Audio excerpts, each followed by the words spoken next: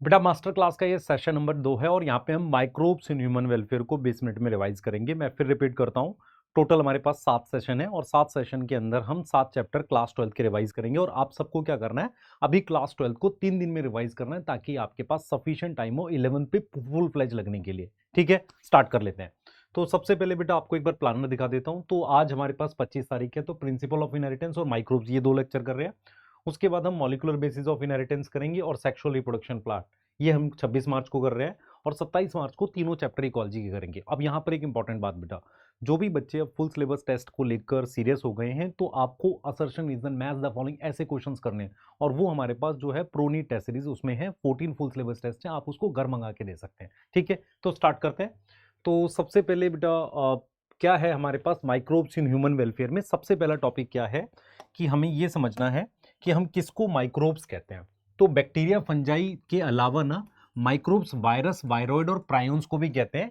इसमें से जो बैक्टीरिया फंजाई है उनको हम कल्चर कर सकते हैं। कल्चर का मतलब होता है उनको हम आर्टिफिशियल मीडियम में, मतलब ऐसा पेट्री प्लेट पे प्रॉपरली कल्चर कर सकते हैं। अब आते हैं बेटा हमारे पास सबसे पहला है माइक्रोब्स को हम हाउस होल्ड प्रोसेस में कहाँ यूज करते हैं। ठीक है, यहां से 2025 में भी क्वेश्चन आया था। तो सबसे पहला बैक्टीरिया मेरे पास लैक्टिक एसिड बैक्टीरिया है, जिनको हम कहते हैं एलएबी। एलएबी का एग्जांपल है लैक्टोबैसिलस। तो एलएबी क्या करता है, मिल्क के अंदर एलएबी एसिड बनाता है जो प्रोटीन को पार्शली डाइजेस्ट करता है। प्रोटीन को क्या करेगा, पार्शली डाइजेस्ट करेगा, जो मिल्क को जमा देता है। और उसकी वजह से क्या होती है, जो जो कर्ड होती है वो कोगुलेट हो जाती है। अब आपको यहां पर पॉइंट याद करना है, एलएबी पार्शली डाइजेस्ट करता है। क्लियर है, पार्शली डाइजेस्ट करता है।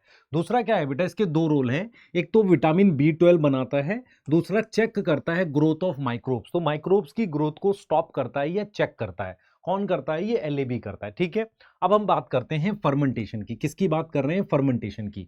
तो फर्मेंटेशन क्या होता है आपको समझना पड़ेगा। फर्मेंटेशन एक ऐसा प्रोसेस है जहां पर, ध्यान से सुनेंगे, फर्मेंटेशन एक ऐसा प्रोसेस है जहां पर CO2 बेसिकली बनती है और कार्बोहाइड्रेट फर्मेंट होता है। तो सबसे पहले हम फर्मेंटेड कौन कौन से प्रोडक्ट खाते हैं। तो सबसे पहले बेटा बैक्टीरिया लिखा है एनसीईआरटी ने, इडली और डोसा को फर्मेंट करता है। और जो डॉ डॉ का मतलब आटा है, वो CO2 बनाता है। उस CO2 की वजह से उसकी मेरे पास कैसी अपीयरेंस आती है, पफी अपीयरेंस। कैसी आती है, पफी अपीयरेंस आ जाती है। उसके अलावा हमारे पास क्या है बच्चे, सैक्रोमाइसिस सर्विस यही है, वो बेकर्स ईस्ट है। वो क्या बनाता है, बिस्किट और ब्रेड बनाता है। क्लियर है। और हमारे पास फर्मेंटेड प्रोडक्ट में फिश होती है, सोयाबीन होता है, बैम्बू की स्टेम होती है। और टोडी क्या होता है बेटा, सैप फ्रॉम पाम ट्री, है ना, साउथ इंडियन ड्रिंक है। सैप ऑफ पाम ट्री की फर्मेंटेशन से जो ड्रिंक बनता है उसको अपने क्या बोलते हैं, टोडी बोलते हैं। अब हमारे पास एक और प्रोडक्ट है जो हाउस होल्ड है, वो हमारे पास है चीज। तो चीज में सबसे पहले क्या करते हैं, मिल्क होता है, उसको डीनेचर करते हैं। डीनेचर मतलब फाड़ देते हैं। उसके बाद फाइनल स्टेज में उसमें हमारे पास क्या हम ऐड करेंगे, बैक्टीरिया या फंजाई, उससे उसका टेक्सचर और टेस्ट डिसाइड होता है। जैसे फॉर एग्जांपल रॉकफोर्ड चीज जो है उसमें हमने क्या ऐड किया है, फंजाई ऐड किया है। क्या ऐड किया है, फंजाई ऐड किया है। उसमें छोटे होल होते हैं। बैक्टीरिया जिसमें ऐड किया है प्रोपाइनियो बैक्टीरियम शर्मेनाई, इसमें लार्ज होल होते हैं। तो फाइनल स्टेज पे बैक्टीरिया और फंजाई उसका टेस्ट, टेक्सचर और फ्लेवर डिसाइड करता है। तो ये हमारे पास क्या हो गया, हाउस होल्ड प्रोडक्ट में हो गया। क्लियर है, यहां पर आप देख रहे हो मेनली फर्मेंटेशन एक बहुत इंपॉर्टेंट है। दूसरा हमारे पास इंडस्ट्रियल स्केल पे हम कैसे यूज करते हैं। तो इंडस्ट्रियल स्केल पे सबसे पहला प्रोडक्ट है अल्कोहलिक बेवरेज। अल्कोहलिक बेवरेज का मतलब होता है इथेनॉल। उसको बनाने के लिए मुझे चाहिए सैक्रोमाइसिस। सैक्रोमाइसिस सर्विस यही सेम हमारे पास यही ईस्ट है, जिसको एक जगह बेकर्स ईस्ट कह रहे हैं और दूसरी जगह कंडीशन के हिसाब से ब्रीवर्स ईस्ट कह रहे हैं। अब टाइप ऑफ अल्कोहल किस बात पे डिपेंड करती है कि कौन सा रॉ मटेरियल यूज होगा और वो डिस्टिल है कि नहीं है। फॉर एग्जांपल अगर मैं ग्रेन यूज करता हूं, मैं ग्रेन यूज करता हूं, तो वहां पर अनडिस्टिल्ड प्रोडक्ट बनता है जिसे बियर कहते हैं। उसकी डिस्टिलेशन से विस्की बनता है। ठीक है, ऐसे वाइन जो है ये भी अनडिस्टिल्ड है, ग्रेप से बनती है। और ब्रांडी मेरे पास डिस्टिलेशन से बनती है। रम एक और प्रोडक्ट है डिस्टिलेशन का। तो ये 3 हो गए डिस्टिल्ड और ये 2 हो गए अनडिस्टिल्ड। प्रोडक्ट डिपेंड करता है किस पे, रॉ मटेरियल पे, और दूसरा वो डिस्टिल्ड है कि नहीं है, अमाउंट ऑफ इथेनॉल या टाइप ऑफ वो चीज। एक और प्रोडक्ट है इंडस्ट्रियल में एंटीबायोटिक। एंटीबायोटिक क्या होता है बेटा, ये वो केमिकल्स होते हैं जिसको कौन बनाता है, माइक्रोब। और वो दूसरे माइक्रोब्स की ग्रोथ को स्टॉप करते हैं या क्या करते हैं बेटा, रिटार्ड करते हैं, डिक्रीज करते हैं। तो बेसिकली क्या करते हैं, ये डिक्रीज करते हैं, डिक्रीज और बेसिकली ये प्रिवेंट करते हैं ग्रोथ को, माइक्रोब की। यस, क्लियर है। अब अलेक्जेंडर फ्लेमिंग जो थे वो एक बैक्टीरिया पे काम कर रहे थे, उस बैक्टीरिया का नाम क्या था, स्टेफाइलोकोकस। तो स्टेफाइलोकोकस बैक्टीरिया पर अलेक्जेंडर फ्लेमिंग काम कर रहे थे।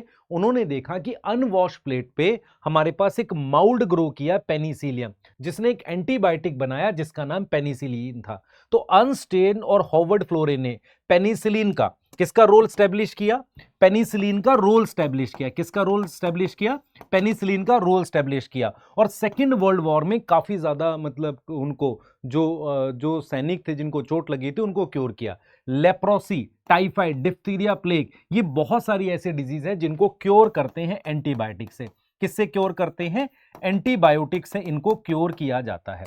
किससे क्योर किया जाता है, एंटीबायोटिक से इसको क्योर किया जाता है। नेक्स्ट हम लोग बात करते हैं बेटा, नेक्स्ट हम लोग बात करते हैं कि कौन से और प्रोडक्ट है जो हमारे पास माइक्रोब्स बनाते हैं।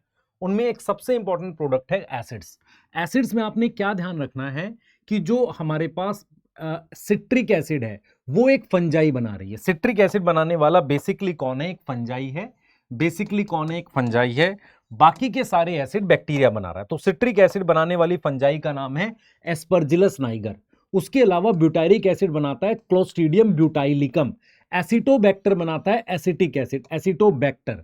एसिटोबैक्टर क्या बनाता है बेटा, बैक्टर नहीं है, एसिटोबैक्टर। और लैक्टिक एसिड बनाता है लैक्टोबैसिलस। तो butyric acid Clostridium butylicum, citric acid Aspergillus niger, lactic acid Lactobacillus, acetic acid Acetobacter aceti.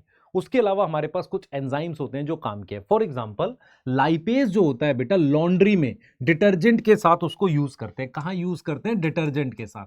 कहां यूज करते हैं, डिटर्जेंट के साथ।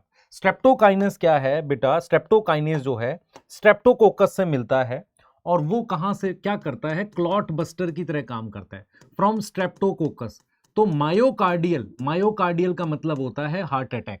Prevent myocardial, prevent myocardial, myo का मतलब हो गया muscle, cardial infarction, myocardial infarction बचाता है। क्लियर है, क्या बचाता है, मायोकार्डियल इन्फ्रैक्शन बचाता है। पैक्टिनेज और प्रोटीएज बॉटल जूस को क्लियर करता है। बॉटल जूस जो होता है ना उसमें फाइबर होते हैं, जो आप घर में जूस बनाते हैं उसमें फाइबर होते हैं, उसको क्लियर करता है पैक्टिनेज और प्रोटीएज। उसके अलावा जाइमीज क्या बनाता है, इथेनॉल बनाता है। क्लियर है, तो ये हो गए एंजाइम। उसके अलावा दो बायोएक्टिव मॉलिक्यूल दे रखे हैं, उनमें सबसे पहला है बेटा ट्राइकोडर्मा से मिलता है साइक्लोस्पोरिन ए। ट्राइकोडर्मा पॉलीस्पोरम से मिलता है साइक्लोस्पोरिन ए, और ये काम करता है इम्यूनोसप्रेसिव एजेंट की तरह। मतलब जब ऑर्गन ट्रांसप्लांट करते हो तो वहां काम करता है। दूसरा मोनस्कस पुरप्यूरस, ये भी एक ईस्ट है। इससे मुझे क्या मिलता है बेटा, इससे मिलता है स्टैटिन।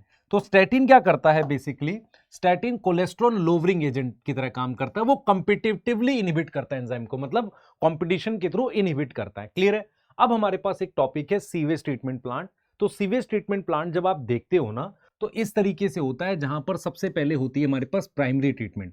प्राइमरी ट्रीटमेंट में क्या होती है, सिक्वेंशियल फिल्ट्रेशन करते हैं यहां पर और सेडिमेंटेशन करते हैं। किसकी करते हैं, लार्ज डेब्री की। यहां पर क्या होगा, लार्ज डेब्री की, लार्ज डेब्री की हम क्या करते हैं बेटा, यहां सिक्वेंशियल फिल्ट्रेशन करते हैं, उसके बाद सेडिमेंटेशन करते हैं। उसके बाद जो लिक्विड यहां से आता है उसे प्राइमरी इफ्लुएंट कहते हैं। प्राइमरी इफ्लुएंट, और जो नीचे बैठ जाता है उसको प्राइमरी स्लज, जब सेडिमेंटेशन करेंगे। अब मेरे पास सेकेंडरी ट्रीटमेंट में 3 टैंक होते हैं। पहला टैंक होता है एरेशन टैंक, यहां पर हम उसको जो ऑर्गेनिक डिसॉल्व वेस्ट होता है उसको घुमाते हैं। क्लियर है। और उससे मेरे पास क्या बनता है बेटा, उससे मेरे पास एक मास ऑफ बैक्टीरिया फंजाई बनता है जिसको अपने क्या बोलते हैं, फ्लॉक। क्लियर है। अब वो फ्लॉक यहां पर, इस फ्लॉक बनने के बाद इसको यहां भेज देते हैं, किसमें, सेटलिंग टैंक में। फ्लॉक नीचे यहां सेटल हो जाता है, एक्टिवेटेड स्लज कहते हैं, और जो लिक्विड बाहर जाता है उसको सेकेंडरी इफ्लुएंट कहते हैं, जिसको आप रिवर में छोड़ सकते हैं। इस दूसरे टैंक में सेडिमेंटेशन हो रही है, वहां से ये जो सेडिमेंटेड चीज है ये जाता है एनएरोबिक स्लज डाइजेस्टर में, जहां पर एनएरोबिक डाइजेशन में H2S CO2 CH4 गैस बनती है। थोड़ा सा बैक्टीरिया और फंजाई यहां पर यूज करते हैं। तो सेकेंडरी ट्रीटमेंट को हम एक और नाम देते हैं बायोलॉजिकल ट्रीटमेंट, क्योंकि यहां पर क्या यूज होते हैं, माइक्रोब यूज होते हैं। अब यहां पर एक बात आप ध्यान से देखिए कि सबसे पहले प्राइमरी ट्रीटमेंट में हमने क्या क्या किया है।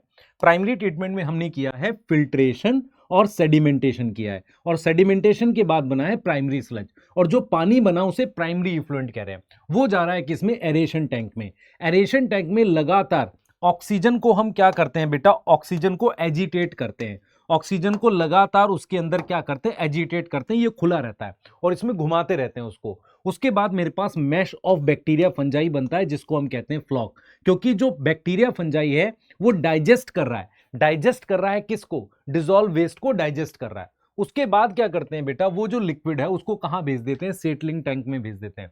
सेटलिंग टैंक में क्या होता है मेरे पास, ध्यान सुनेंगे, हमने इसको कहां भेज दिया? सेटलिंग टैंक में, यहां भेज दिया सेटलिंग टैंक में। इफ्लुएंट जो फ्लॉक बना था वो सेटल हो जाता है, यस सेटल हो जाता है, और वो क्या बनाता है? वो एक्टिवेटेड स्लज बनाता है। जैसे सेटलिंग टैंक में सेटल हो गया, एक्टिवेटेड स्लज बनाया।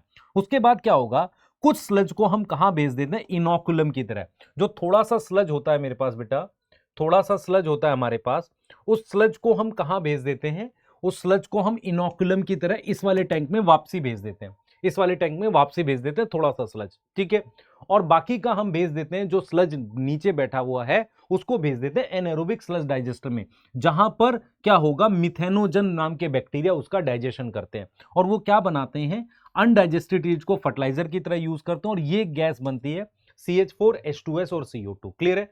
उसके बाद जो लिक्विड हमारे पास आता है उस सेटलिंग टैंक से, उसको हम या तो टर्शरी ट्रीटमेंट के लिए भेजते हैं या रिवर में भेज देते हैं। अब एक हमारे पास ministry of environment and forest ने हमारे पास बनाया गंगा एक्शन प्लान और यमुना एक्शन प्लान। ये प्लान क्या है कि लार्ज नंबर ऑफ STP बनाना है और अनट्रीटेड वेस्ट को रिलीज नहीं करना है। क्लियर है? अब इसके बाद हम लोग आ जाते हैं बेटा, इसके बाद हम लोग आ जाते हैं BOD क्या होता है। What is BOD? देखो, व्हाट इज BOD? BOD क्या होता है बेटा? BOD होता है बायोकेमिकल ऑक्सीजन डिमांड। मतलब क्या हुआ कि 1 लीटर पानी में कितनी ऑक्सीजन चाहिए टोटल ऑर्गेनिक वेस्ट को डिसॉल्व करने के लिए? 1 लीटर पानी में एरोबिक वेस्ट को डाइजेस्ट करने के लिए कितनी ऑक्सीजन चाहिए? जितना BOD होगा उतना वेस्ट होगा। BOD क्यों इंपॉर्टेंट है? कि कब हमें एरेशन टैंक से भेजना है पानी, किसमें किसमें भेजना है? हमें सेटलिंग टैंक में। ये BOD के लेवल से डिसाइड करते हैं। तो जितना ज्यादा पोल्यूशन होगा उतना ज्यादा BOD होगा। अब हम बात करते हैं बेटा किसमें? बायोगैस प्लांट में। तो बायोगैस प्लांट में क्या होता है? एक 10 से 15 फीट का हमारे पास क्या होगा? एक हमारे पास प्लांट होता है, और उसमें हम क्या ऐड करते हैं? स्लरी ऐड करते हैं, और वहां पर क्या होगा? एनएरोबिक डाइजेशन होगा। क्या होगा? एनएरोबिक डाइजेशन होगा, जहां पर CH4 जो मैक्सिमम अमाउंट में H2, देखो वहां H2S थी, यहां H2 बनेगी। क्लियर है? और साथ में मेरे पास क्या बनती है? CO2 बनती है। ये यूज करते हैं लाइटनिंग और कुकिंग में। अब क्या होता है बेटा? बायोगैस प्लांट पर एक गैस होल्डर होता है जहां से गैस को निकालते हैं। बेसिकली अब बायोगैस प्लांट में जो हम यूज कर रहे हैं, हम किसका एक्सक्रीटा यूज करते हैं? कैटल का। तो कौन सी गैस बनेगी ये डिपेंड करता है कि किसका एक्सक्रीटा है। तो बेसिकली हमारे पास जितना ज्यादा सेलुलोज होगा, उतना मतलब गोबर में उतना ज्यादा काफी ज्यादा सेलुलोज होता है, इसलिए ज्यादा क्या बनती है? मीथेन बनती है। तो दो चीजों पे डिपेंड करती है गैस, एक टाइप ऑफ माइक्रो ऑर्गेनिज्म और टाइप ऑफ वेस्ट में। सेलुलोज ज्यादा होगा तो मीथेन का अमाउंट ज्यादा बनेगा। क्लियर है? अब दो ऑर्गेनाइजेशन है, KVIC और IRI, khadi village industry commission और इंडियन एग्रीकल्चर रिसर्च इंस्टीट्यूट, इन्होंने मिलकर डेवलप किया था बायोगैस प्लांट को। इन्होंने ही डेवलप किया था टेक्नोलॉजी ऑफ बायोगैस प्लांट। तो बायोगैस प्लांट को इन्होंने ही डेवलप किया था। क्लियर है? अब हम बात करते हैं बेटा बायो कंट्रोल एजेंट। देखो आपको ये समझना पड़ेगा, बायो कंट्रोल एजेंट का सिंपल लॉजिक है, हमें कोई भी केमिकल यूज नहीं करना, हमें किसी भी प्रकार का केमिकल पेस्टिसाइड यूज नहीं करना। और ये किस पर बेस्ड होता है? प्रिडेशन पर। इसको कौन यूज करता है बेटा? Use by organic farmer. इसको कौन यूज करता है? ऑर्गेनिक फार्मर यूज करता है। ऑर्गेनिक फार्मर का ये मानना है कि हमें क्या है, 100% इंसेक्ट को इरेडिकेट नहीं करना होता, उनको पूरी तरीके से 100% रिमूव नहीं करना होता। क्लियर है? 100% नहीं करना होता, मुझे 100% नहीं मानना है। बायोडाइवर्सिटी हमारी हेल्प ही करती है। क्लियर है? अब हमारे पास क्या क्या बायो कंट्रोल एजेंट है, ध्यान से सुनेंगे। हमारे पास क्या होता है बेटा? बायो कंट्रोल एजेंट जो प्रिडेशन पर बेस्ड होते हैं। सबसे पहला एग्जांपल है ड्रैगन फ्लाई, जो किल करता है किसको? मॉस्किटो को। किसको किल करता है? मॉस्किटो को किल करता है। दूसरा है लेडी बर्ड, और वो किसको किल करता है बेटा? वो किल करता है एफिड्स को। तो ये हमारे पास क्या हो गया? ये एग्जांपल है किसके? ये बायो कंट्रोल एजेंट के एग्जांपल है। तीसरा एग्जांपल है हमारे पास बैसिलस थ्रोएनजेनेसिस। ये क्या होता है? ये बैक्टीरिया, इन्हें बीटी कहते हैं। इन बैक्टीरिया की जो स्पोर स्टेज है, उनके पैकेट्स आते हैं, उनको हम पानी में डिसॉल्व करके, क्लियर है, पानी में डिसॉल्व करके स्प्रे करते हैं। तो ये लार्वा ऑफ, ये किसको किल करते हैं? किल लार्वा ऑफ बटरफ्लाई। बटरफ्लाई के लार्वा को ये किल करते हैं। किस पे? मस्टर्ड प्लांट एंड हमारे पास जो भी और प्लांट है, अदर फ्रूट प्लांट्स पे हम लोग इसको स्प्रे कर देते हैं। किसको? बीटी को। बीटी क्या है? बैसिलस थ्रोएनजेनेसिस की कौन सी स्टेज? स्पोर स्टेज को स्प्रेड कर देते हैं। उसके अलावा हमारे पास एक और है ट्राइकोडर्मा। ट्राइकोडर्मा क्या होता है? फंजाई होता है और वो रूट इकोसिस्टम में होता है। और वो किसको प्रोटेक्ट करता है बेटा? प्रोटेक्ट करता है, प्रोटेक्ट फ्रॉम प्लांट पैथोजन। जो भी हमारे पास प्लांट पैथोजन है उससे प्रोटेक्ट करता है। इसके अलावा हमारे पास क्या है बेटा? एक वायरस होता है जिसका नाम है बैक्यूलो वायरस। वो किस जीनस को बिलोंग करता है? Nucleo polyhedro. ठीक है, ये मैमल्स और बर्ड्स को नहीं मारता, ये नैरो स्पेक्ट्रम है। इसका मतलब होता है ये इंसेक्ट स्पेसिफिक होता है। क्या होता है? Insect specific. आईपीएम क्या होता है? इसकी फुल फॉर्म पूछेगा, इंटीग्रेटेड पेस्ट मैनेजमेंट। और ये कहां पर यूज करते हैं? इकोलॉजिकल सेंसिटिव एरिया में। इकोलॉजिकल सेंसिटिव एरिया मतलब यहां पर आप पेस्ट मैनेजमेंट कर रहे हैं पर सारे पेस्ट को नहीं मार रहे, बहुत संभाल के काम कर रहे हैं। इसको कहते हैं इकोलॉजिकल सेंसिटिव एरिया में आईपीएम यूज करते हैं, इंटीग्रेटेड पेस्ट मैनेजमेंट। यहां पर आप बैक्यूलो वायरस को यूज कर सकते हैं। अब बायो फर्टिलाइजर क्या होता है बेटा? बायो फर्टिलाइजर वो माइक्रोब्स हैं जो रेस्टोर कर सकते हैं सॉइल की फर्टिलिटी, और ये क्या होते हैं? माइक्रोब्स। ठीक है, क्लियर है। और इसको कौन यूज करता है? Organic farmer. तो ऑर्गेनिक फार्मर इनको भी यूज करता है, इनको भी यूज करता है।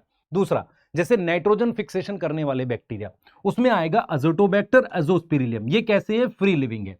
राइजोबियम फ्रैंकिया, ये कैसे हैं? सिम्बायोटिक है। इसके अलावा ऑसिलाटोरिया भी हमारे पास होता है। साइनोबैक्टीरिया में मेरे पास कौन है? Anabaena nostoc. क्लियर है। और जैसे हमारे पास जो अजोला है, फर्न है, फर्न की लीफ में मेरे पास क्या प्रेजेंट होता है बेटा? एनाबीना प्रेजेंट होता है ना? फर्न की लीफ में एनाबीना होता है। तो आपने ये देखा है बैक्टीरिया और साइनोबैक्टीरिया नाइट्रोजन फिक्स करते हैं। साइनोबैक्टीरिया में एक एडिशनल चीज होती है, वो फिक्स तो करते हैं नाइट्रोजन, पर उसके अलावा खाना भी बनाते हैं। क्लियर है। और ये कहां कहां मिलते हैं? लाइकन्स में मिलते हैं, कोरेलॉइड रूट में मिलते हैं, अजोला की लीफ में। अजोला क्या है? फर्न है। माइकोरिजा क्या होता है कि फंगस क्या करता है बच्चे? फंगस जो है ना, ग्लोमस जीनस का, हायर प्लांट में बेसिकली क्या करता है? वो आपको फास्फोरस एब्जॉर्ब करके देता है। फंगस कौन से जीनस का? ग्लोमस। दूसरा, रूट बॉर्न पैथोजन को मारेगा, ड्रॉट से बचाता है, प्रिवेंट करता है किससे? सैलिनिटी से। और बेसिकली ओवरऑल ग्रोथ प्रमोट करता है किसकी? माइक्रोब्स की। तो क्या आपको यहां तक सारा समझ आ गया? कमेंट में बताना कैसा लेक्चर था, क्योंकि बेटा मैंने सारा कवर किया। नोट्स को याद कर जाओ, इसी के अराउंड पूरा पेपर आएगा। ठीक है, एक बार नोट्स को याद कर जाना। ठीक है, कहां मिलेंगे? स्मार्ट वन शॉट के टेलीग्राम चैनल और मेरे पर्सनल टेलीग्राम चैनल पे, जो तरुण सर वेदांतो नाम से। ठीक है बेटा, बाय।